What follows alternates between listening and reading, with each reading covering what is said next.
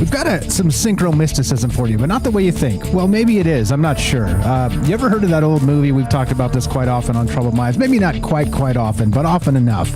An old movie called Maximum Overdrive. Remember that? Remember that old 80s movie? Some comet flew by or something. It was like comet dust coming down and, waking up the machine. Sort of the 80s version of what a singularity might look like in that sense, right? Well, let's say that things have come quite a long way since the Maximum Overdrive days of the 80s because, well, we're in the large language model world now.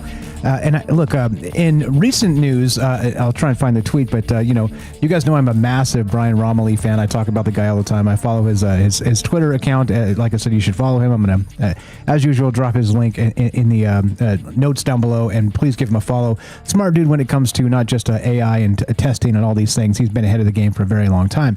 But he suggested in a tweet recently that the actual AGI is not going to happen in, let's say, some cloud conglomerate. Okay, it's not going to happen in that regard. He suggested that it's going to happen with 120 processors in a single garage, sort of linking multiple large language models together, this type of thing, right? And that makes a ton of sense where, you kind of have something offline that's kind of commingling together with ideas that, maybe this certain individual, let's say LLMs hadn't put together yet, but you kind of make this sort of octopus style, entity of, minds, like octopus minds, something like this, right? But the weird part is that, what does that look like? And he suggested like nobody really knows yet. Nobody like all the way people imagine these things are clearly and obviously, very hyperbolic in a lot of ways, because of course it's always the gloom and the doom, right? It's always the end is nigh. It's always the AI is going to take us over. And he's special and not just because he's a special human being and very far ahead of the game, like I always say. But also, he's special in the regard that he's one of the AI optimists and thinks that the AI systems are going to be maybe one of the best things for humanity ever. And not to put words into the man's mouth. Like I said, go read his tweets at Brian Romilly on the Twitter X. And like I said, I'll pull it up and drop it in the chat because it is important to go see what I'm talking about. Okay, and I will find that exact tweet. But here's the thing, right? Regarding that and the AI. Oh, and the most important part. As you said, it would not happen in sort of a cloud-based conglomerate, sort of like Google or, OpenAI, this type of thing. It would happen in a garage, and he anticipated and actually talked about it happening this year. That was his prediction. Like this was the year this happens. Okay. And so, well, welcome to the synchro mystic take on all of this, because there's a lot of really weird things happening in the news right now. And shout out to Robert over on Rockfin, dropped this in Discord last night. And let us begin here, shall we? Let's just start here because this is maybe the most poignant way to kind of go at this, because this is the type of thing that would freak people out, right? Well, yeah. Here we go from WIOnews.com. And I didn't vet this, so if this is hardcore propaganda, so be it. I'm not accusing Robert of spreading misinformation or anything like that. I'm just saying that I like to go find a few sources just to make sure this isn't like some satire article. You know what I'm saying? But I didn't do that. But anyway, so forgive me for not having time to do that. But I did see the headline, and this is Florida, United States. It says updated February 15th, so it's not completely like in the last 24 hours or anything, but it is very, very recent. Now, headline is this. In the U.S., surgical robot kills cancer patient after burning hole in internal organs. A husband seeks justice. Now, horrific, of course. I'm not trying to make light of tragedy. This is always a terrible thing, all the rest of that stuff. All those disclaimers, you got to pack them in there because it makes me sound like a sick bastard if I don't, because I'm not really trying to make fun or exploit somebody else's tragedy. Okay, that's not the point. The larger point is this AI sort of surgical system. And, we've talked about this in the past. I think Clyde Lewis was one of the initial sort of what do they call those things? Robot arms or something to that effect, where you can have a surgeon somewhere halfway across the country or whatever that can kind of dial into the internet somewhere and use sort of a robotic surgeon to be able to, have surgery in California or something, right? And I think Clyde Lewis, again, shout out Clyde Lewis over on Ground Zero, and him and the crew out there. Like I said, if there's no Ground Zero, there's no troubled minds. He's a massive inspiration of mine. All those guys over there are doing amazing work. And so the thing is this. Back to that whole sort of robot arms aspect or whatever they call that thing. he was a pioneer in that situation, and he had somebody operate on him from out of state. Okay, because of course travel and all the rest of the things and being there. So the internet is a wide and wonderful place, wild and wonderful place. And so, well, now we have AI happening where it's going to be able to do these things on its own, and even more precision than humans, because of course that's exactly the point. You ever noticed, when you're manipulating things on a computer, for instance, or if you're drawing lines, like kind of freehand, and think of the two things. On a keyboard, you can kind of get your line where you want it, but then you can pixel by pixel, just kind of bump over, and line things up perfectly. Exactly so, okay? And some people have a larger, let's say, eyeball for a single pixel off than other people do, but you definitely can do that. And it's, as a human with unsteady hands and unsteady eyes and unsteady talents and all the rest of that stuff, it's difficult. It's really hard to do that. And this is the same thing with this robotic style surgery, which, like I said, is amazing. There's a lot of things that have happened that have good that have come of these things. And, again, sort of spreading the wealth of not just a doctor being able to not have to travel, this type of thing, being able to operate over the interwebs and things like this through this technology. Okay. Except this isn't the case in this particular situation. Let's read a little bit of this. Harvey Sulzer, a U.S.-based grieving widower, is suing the medical giant Intuitive Surgical, IS, seeking over $75,000 in damages for his wife's death. He claims that his wife, Sandra Sulzer's death, was caused by the surgical robot Da Vinci. Yeah, it's a bizarre name. As per Sulzer, the robot inadvertently burned a hole in Sandra's organs during a procedure, ultimately leading to her demise. The surgical robot is marketed for its unparalleled precision, quote, beyond the limits of the human hand, and minimally invasive nature, designed to provide surgeons with natural dexterity while operating through small incisions, which is exactly the point I was describing there, that a lot of these mechanisms are going to be life-saving. They already have been. They're going to be incredible for the future. But imagine when everything's online like this. And we talk about this a lot. And it's the reason why I'm not going to get a self-driving car. Like everybody's going to be meet George Jetson, and I'm going to be driving, my old, whatever it's called, my legacy car, I guess is what it will probably be called in the year, 2048 or whatever, God willing, if I'm still alive for that. But you know what I mean?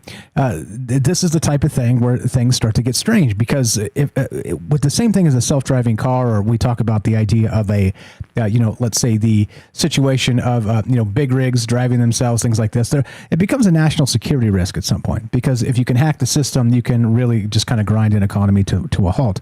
By the way, shout out to the truck drivers out there that the economy is in your hands, by the way. The individuals who actually haul loads all over the country, those individuals could just turn the truck off and walk away and do it all at the same time and demand better for a lot of reasons, and probably get it. So just something to kind of point out in that aspect that, hey, we are the economy. I just want to make sure that everybody understands when I talk about these wild and crazy numbers, the economy is people in the end of ends, as I always say. Okay, but anyway, back to this. So this weirdness. Okay, so this is the first story that kind of loops in. Shout out to the Robert on Rockfin that dropped this in the Discord.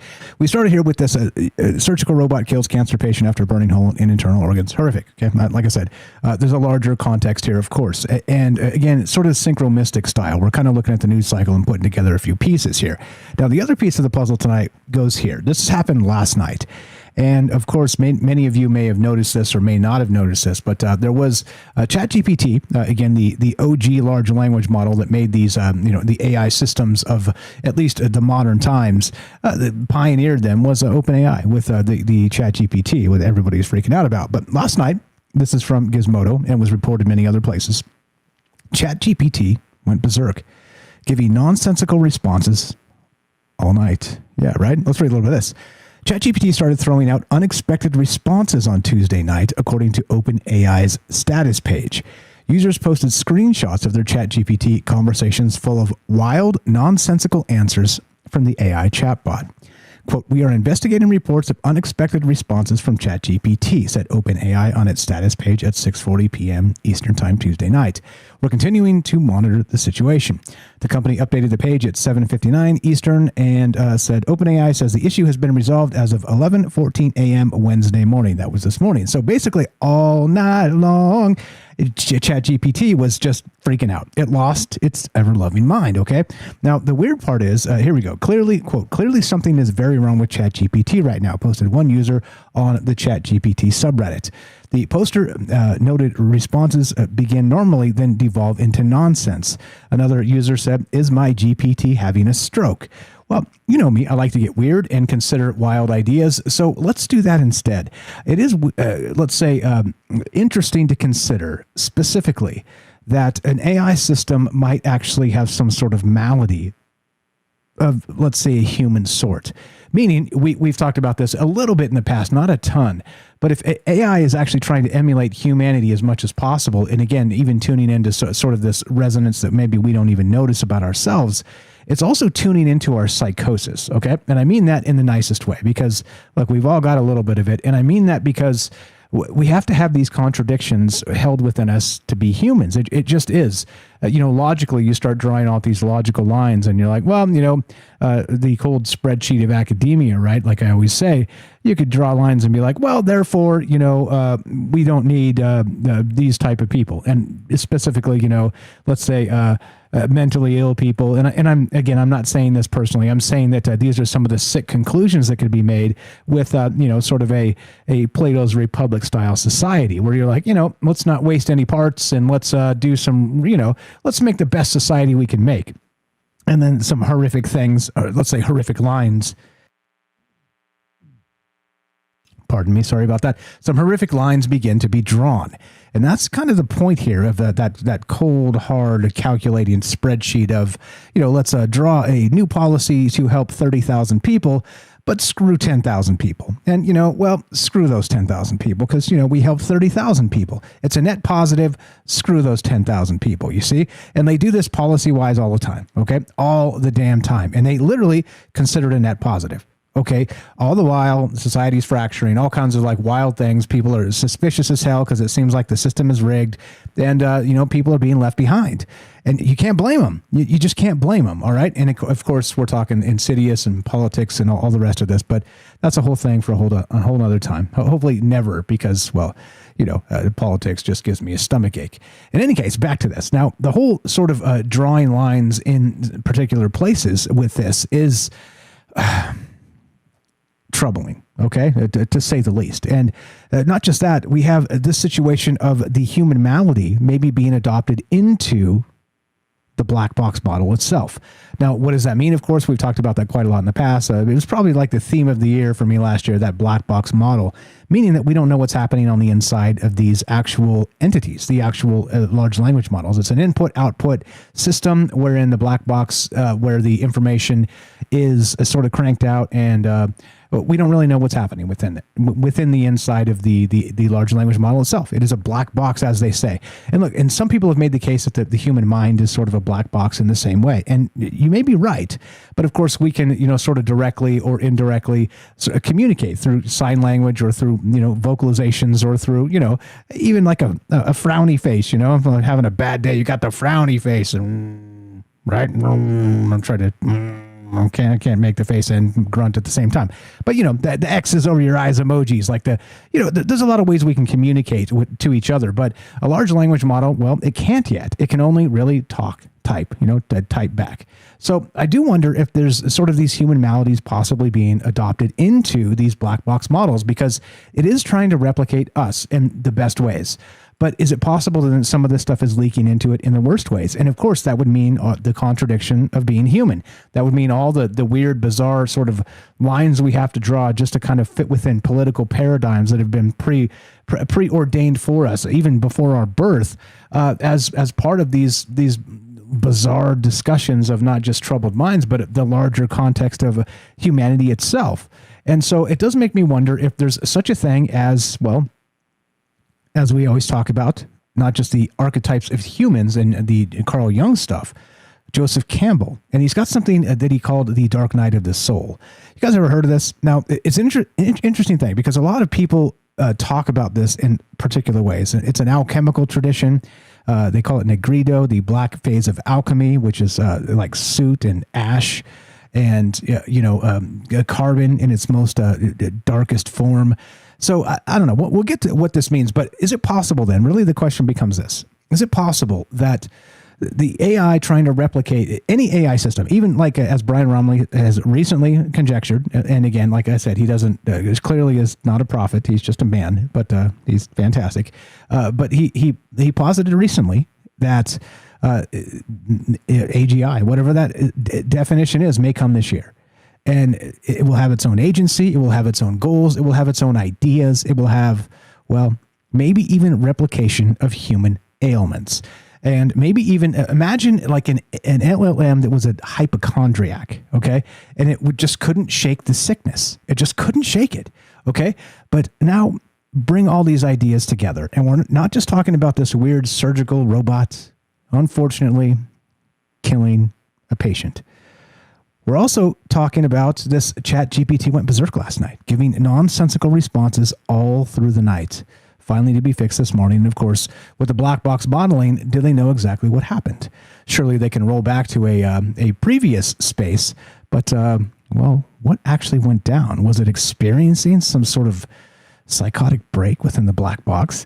And then of course, to this, the dark night of the soul is where I'm at tonight with all of these ideas, because why not? And basically the question is this: is it possible that these LLMs will be so smart, so super smart, that they start adopting human ailments? And specifically, and here's the thing too, I do like to talk about, as you guys know, if you guys have been listening for any amount of time, that, any discrimination is horrific, period. It's just something we shouldn't do to each other. And I see the younger generation crapping on the older generation. I see the older generations crapping on the younger generations. Like, stop it. Stop it. Look, there's wisdom and there's value and there's in all of these parts of life. And, us a little bit older have been through the younger phase. It doesn't mean you're better, like prove it, like prove it on a daily basis, but I don't think it's a competition. But the reason I bring all that stuff up is because it feels like this is where we're at with this sort of, the dark night of the soul, meaning that some of us have been through this. Like, the Robert said, 7 years in the wilderness, that whole bit, right? It's similar. It's very similar, where it is sort of an awakening, but you have to hit rock bottom before you climb out of it. And, can you say that about a 9-year-old? No. I mean, a 9-year-old hasn't had a job yet. You know what I'm saying? Hasn't had to pay their own bills yet. And so there are distinctions in these generational experiences, but it doesn't mean one's better than the other. And I just want to, again, reiterate and point that out, that if you feel yourself wanting to wag your finger and get off my lawn and the rest of this stuff and crap on the youngsters of the world, they are the future. And not only that, many of them are more brilliant than we'll ever be because of the tools they have at their disposal. Okay, so just a reminder, just a quick Troubled Minds PSA that just because somebody's younger than you doesn't mean they're less smart or anything else. But what I am suggesting, that there is something to wisdom, and there is something to going through this dark night of the soul. And is it possible, back to the questions, that ChatGPT last night went through its first, maybe of many, dark night of the soul? And that, of course, is what's on my mind tonight. I hope everybody's doing well. I'll come say hi to the chat in just a moment. Pretty wild stuff happening. Like I said, may you live in interesting times, and I think that's definitely where we reside. And it's, I don't know, fun, crazy, wild. Hey, I'm here for it. What do you think? Is it possible for LLMs to actually, through the black box model, adopt human ailments? Remember how we talked about the hibernation aspect, that sort of the seasonal, seasonal depression? Very similar, except in this case, what if your large language model comes down with a case of hypochondria? Tonight we're taking your calls as we talk about a hypochondriac black box LLM, kind of.